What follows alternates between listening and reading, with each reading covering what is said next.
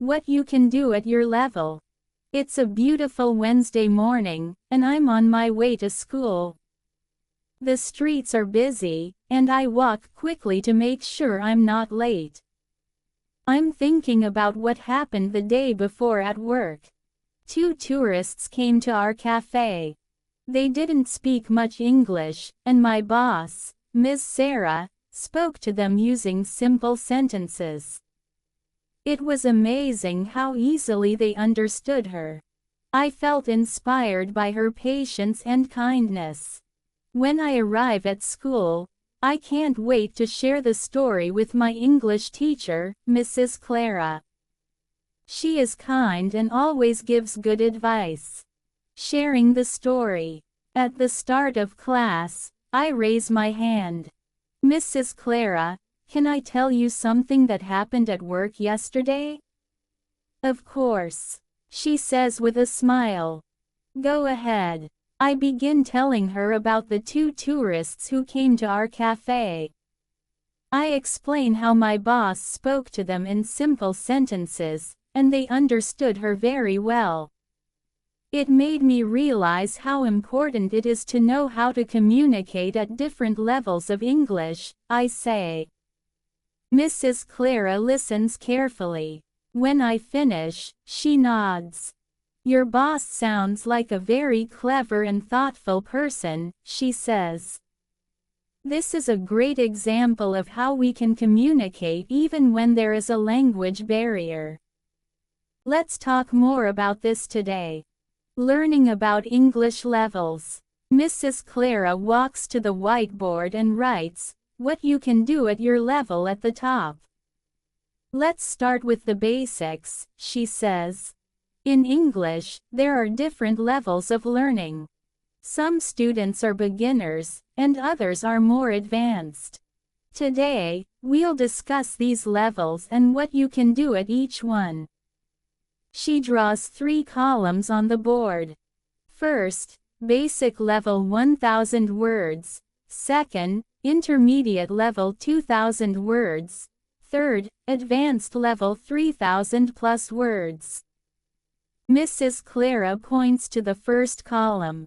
At the basic level, students know about 1000 words. This is enough to talk about everyday things, like food, drinks, or simple directions. The sentences are short, usually 3 or 4 words long.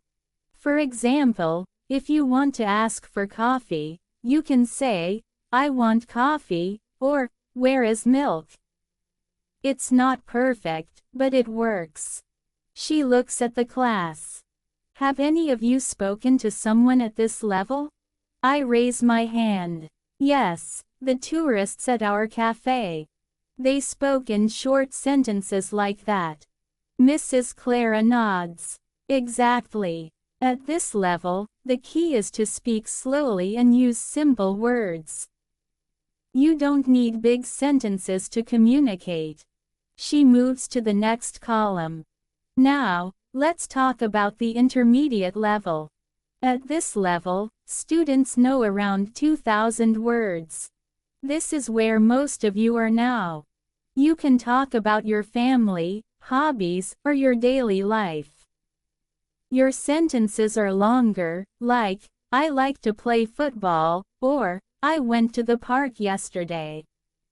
Sometimes, you might struggle with deeper conversations, but this level is usually enough for most situations. I nod. That sounds like me. Finally, Mrs. Clara points to the third column. At the advanced level, students know more than 3000 words. They can have deeper conversations about almost anything. For example, they can talk about movies, politics, or science. This is a good goal for anyone learning English. If you reach this level, you can live and work in an English-speaking country comfortably. She turns to the class. Does this make sense? We all nod. Practice makes perfect. Later in the lesson, Mrs. Clara gives us a fun activity. She asks us to role play as cafe workers. One person is the worker, and the other is the customer. The customer can only use basic English, and the worker has to speak slowly and clearly. I pair up with my friend Elena. She pretends to be a tourist from another country. I want coffee, she says slowly. I smile and respond, do you want milk? She nods. Yes. Milk and sugar. The activity is fun, and it helps us practice using simple English. Mrs. Clara walks around the room, listening to us. Good job, everyone, she says. Remember, it's not about using big words. It's about making sure the other person understands you. Back at the cafe. After school, I go to work at the cafe. It's a busy day, and there are many customers. Around 4 o'clock, the 2 tourists from the day before come back. This time, they bring 2 friends with them. I feel excited but a little nervous. I want to do a good job. When it's my turn to serve them, I remember what Mrs. Clara taught us. I smile and greet them, hello. How can I help you? One of the women says, we want coffee. 4 coffees. Okay, I say. Do you want milk? Sugar? Yes, milk. No sugar, she replies. I prepare their coffees and hand them over with a smile. Anything else? I ask. The women talk to each other for a moment. Then one of them says, cake. 4 cakes.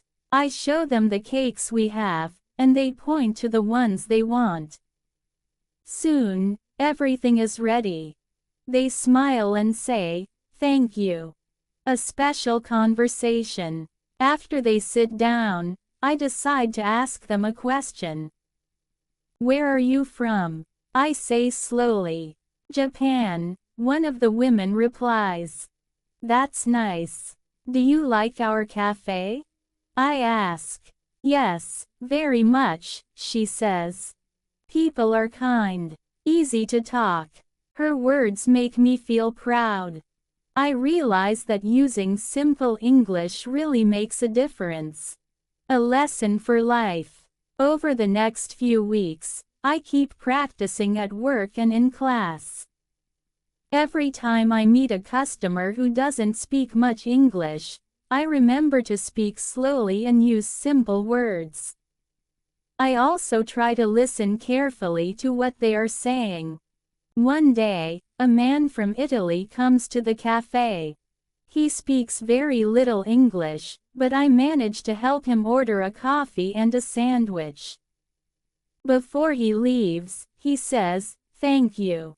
You are very nice. That small compliment makes me feel happy. I know I am improving every day. Now, I understand that learning a language is not just about knowing big words or speaking perfectly. It's about connecting with people and making them feel welcome. What about you? Do you think it's important to communicate with people, even if their English is simple?